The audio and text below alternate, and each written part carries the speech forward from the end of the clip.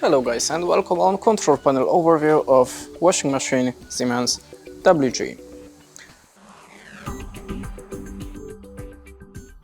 So of course there we have the control knob. This function is an intelligent dosage of the rinse aid and liquid detergent. By this button you can set the temperature. The next one is for set the speed of the spinning. The next one is for stains for on close mode. This button is for a pre-wash function. This one is easy ironing. The next one is delay ready for there's a time when the cycle program should be completed. The next one is a variable speed if you want to decrease the time of your washing.